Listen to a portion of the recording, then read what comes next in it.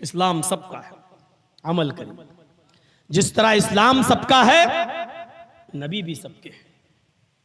भागवत पुराण और कल की पुराण जो हिंदू धर्म के बहुत बड़े ग्रंथ माने जाते हैं और वेदों की तफसीर कहलाते हैं, इन पुराणों में बहुत से नबियों के आने का वर्णन मिलता है। तकरीबन 64,000 ऋषि और मुनि, 64,000 पैगंबर के आने का, लेकिन आखिरी नबी का नाम मोहम्मद बताया जाता है कि आखिर में जो नबी आएंगे उनका नाम मोहम्मद होगा। अज्ञान हेतु किरत मोह मदांधिकारम नाशम विधायम हि तदोदयत विवेक। मोहम्मद नाम के एक आदमी, मोहम्मद नाम का एक पुरुष जन्म लेगा। मोह अज्ञान हेतु किरत, जिहालत को खत्म करेगा।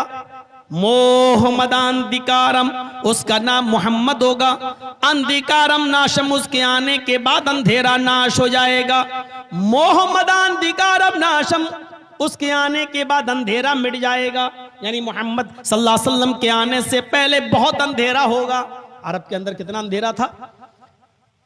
जुआ ऐसा खेला जाता था कि लोग जुए में रकम हार जाते थे तो अपनी बिल्डिंग, अपना मकान जुए में लगा दिया करते थे। और जब मकान और बिल्डिंग भी जुए में हार जाया करते थे तो अपनी बीवी जुए में लगा दिया करते थे। और बीवी भी जुए में हार जाया करते थे तो अपनी पत्नी, अपनी अपनी अपनी बेटी, जवान बेटी जुए में लगा दिया करते थे। शराब तो इतनी पीते थे, उनके घर में जब कोई बच्चा पैदा होता था तो माँ उसको अपना दूध नहीं पिलाती थी, बल्कि सबसे पहले खानदान की जो परंपरा थी, शराब की बूंदें, शराब के ड्रॉप्स, वो उस बच्चे के हलक में डाला जाता था। ये कहा जाता था कि बेटा, बड़े होने के बाद शराब पीना तेरा पैदाइशी हक है, क्योंकि इसकी आदत मैंने तेरे अंदर पैदा होते ही डाल दी है। ये अरब का एक मिजाज था। अरब के अंदर शराब का ये माहौल था कि पैदा होने के बाद बच्चे के गले में सबसे पहले खजूर या छुआरा चबाकर या शहद नहीं चटाया जाता था, बल्कि सबसे पहले शराब के ड्रॉप्स, शराब की बूंदें उसके गले में डाली जाती थी।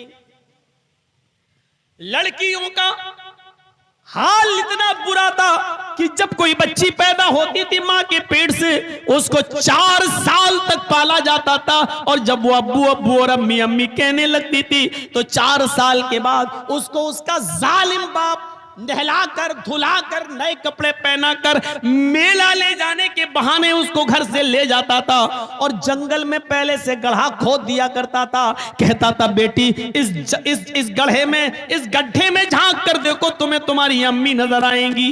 बेटी अपनी माँ को देखने के लिए जब उस गड्ढे में झांक कर देखती थी तो पीछे से उस बच्ची को धक्का दे दिया जाता था और फिर मिट्टी उसके गड्ढे पर उसके सर पे डालना शुरू कर दिया जाता था और वो अब्बू अब्बू चिल्लाती रहती थी, चीखती रहती थी। लेकिन इस जालिम बाप को उस वक्त भी रहम नहीं आता था और जब तक उसकी आखिरी आवाज भी खत्म नहीं हो जाती थी, निकल न जाती थी, ये जालिम बाप अपनी बच्ची की आखिरी सांस के उखड़ जाने का इंतजार उसी कब्र, उसी गड्ढे के पास किया करता था।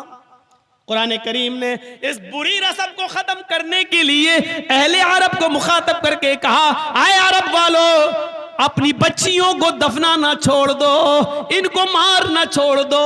जो लड़कियां जिंदा दफन की गई हैं, कयामत के दिन अल्लाह ताला इन बच्चियों से पूछेगा, वइज़ल मौऊदतु सुइलत बिअय्यि ज़ंबिन कुतिलत।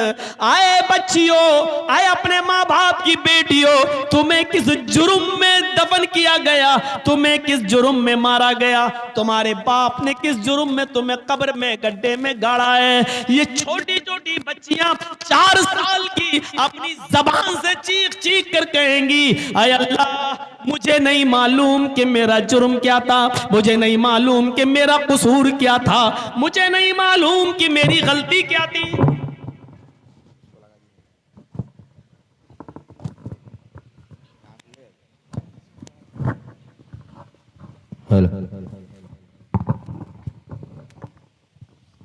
मुझे नहीं मालूम कि मेरी गलती क्या थी, बस शायद मेरी सबसे बड़ी गलती ये थी कि तूने मुझे इस घर में लड़की बनाकर पैदा किया था। आय अल्लाह, अगर मैं बेटी ना होती, अगर मैं लड़की ना होती तो मुझे दफन न किया जाता। मेरा कसूर ये था कि मैं एक लड़की बनकर इस घर में पैदा हुई। ये हाल था लड़कियों की। इतना अंधेरा था वहां, इतनी जिहालत थी और इतना अंधकार था अरब की सरजमीन पर। आप अंदाजा लगा सकते। अंधकारम नाशम, मोहम्मद आएंगे तो अंधेरे को नाश कर देंगे सल्लल्लाहु अलैहि वसल्लम। ये था माहौल वहां का।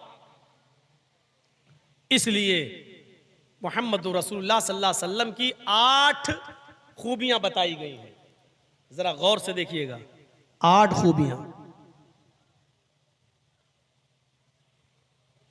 अश्वमा शुगमारूहा देवदत्त जगतपति आसिना साधुदमनम षटेश्वर्या गुणन्विता।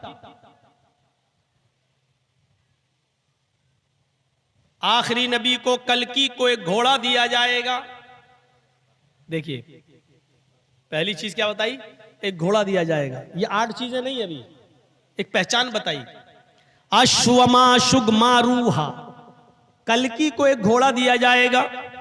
शुगमारूहा, बिजली से भी ज्यादा तेज स्पीड से, बिजली से भी ज्यादा तेज रफ्तार से उड़ेगा, यानी बुर्राक। देवदत्त, देव अल्लाह का नाम, दत्त मानी देगा। देवदत्त वो घोड़ा अल्लाह की तरफ से मिलेगा, यानी वो मोहम्मद साहब का घोड़ा नहीं होगा, यानी बुर्राक अल्लाह की तरफ से आई थी।